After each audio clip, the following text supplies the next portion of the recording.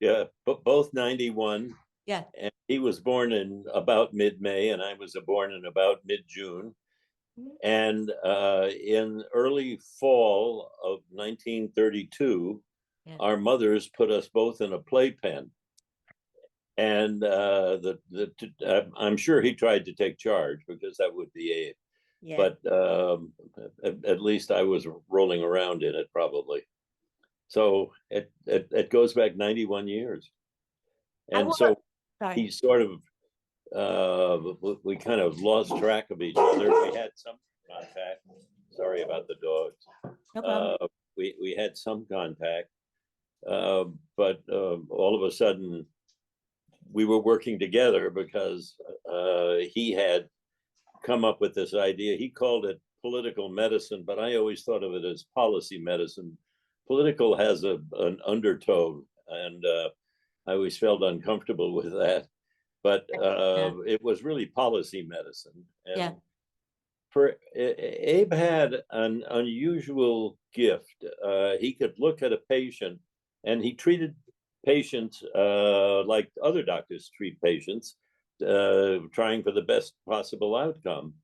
But he had a way of generalizing what was happening with this patient and what other things could have been done outside of the medicines and the casts and the taping and so on.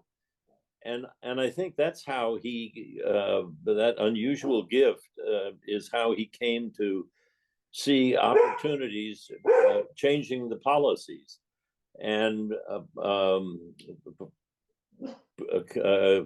consumer protection would it's sort of, if you think about it, is kind of a no-brainer. But if you're treating a patient who's been hit in the head by a rock from a lawnmower, you're taking care of that patient. Abe saw that as an opportunity to prevent it from occurring, preventive medicine, by finding what was the source of the problem, and it was bad manufacturing, and therefore you stop that. And that was a gift that Abe had. That I mean, that it seems to me was one of the most important things he had. And whenever we to talk to each other, you could see how he was driving policy direction out of his patient care. So, and I always thought of that as a gift that he had, because a lot of doctors are doing the same things, but they never think about how you might change the policies that would prevent more injuries, protect more children, give people a less painful life, and that's what he specialized in. The other thing that I think is important to understand about Abe is that it took a lot of work to do what he did. You didn't just walk into the U.S. Senate and have a friend or two on the staff or a senator who liked you. You had to create a demand for the policy that he was trying to see adopted, which meant that you had to find people scattered throughout the country who were affected by what was happening, and particularly in the case of SIDS, but certainly in the case of other consumer protection things, and getting them to write their senators and write their congressmen, and being able to persuade them to give those people enough facts and to capture their emotions and get them to rally around doing something in Washington, D.C., which is pretty alien to a lot of people, particularly those with health challenges. He was willing to go ahead and do that, and he was doing it all on his own. He didn't have a big staff behind him. He didn't have a lot of law firms behind him. You had Abe, and he had to be the convincing guy. Yeah. So Abe was covering a lot of territory, and he was willing to do all of that. And not everyone is, and not everyone has the ability to do it. So it was some combination of his persuasiveness plus his drive, his personal force. And so that was unusual. The third thing that happened, and it's really a happy circumstance. Um, his home state senator was Warren Magnuson, and Magnuson had a lot of power. He was chairman of the Commerce Committee, and he was high ranking. He'd been in the Senate a long time. But one of the great sources of his power was he didn't have any ego in the game. He's one of the few senators who didn't aspire to be a president or a cabinet officer or something else.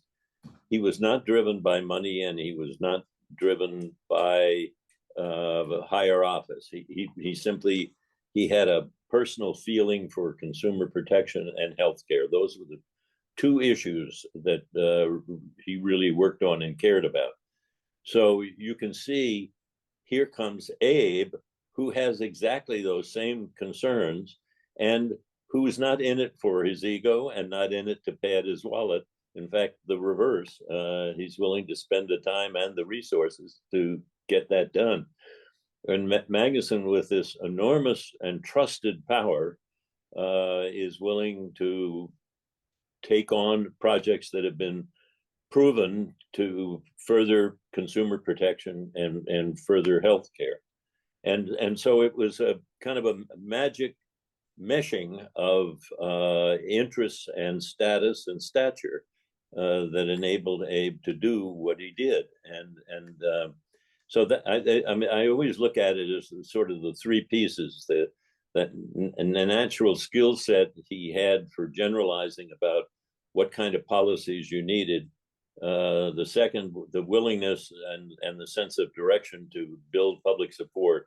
And then the third is working with the Senate and particularly with Senator Magnuson, because they were both on the same track.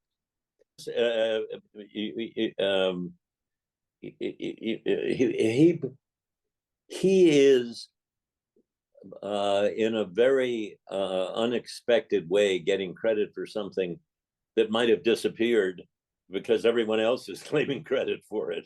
But he wasn't vying for that.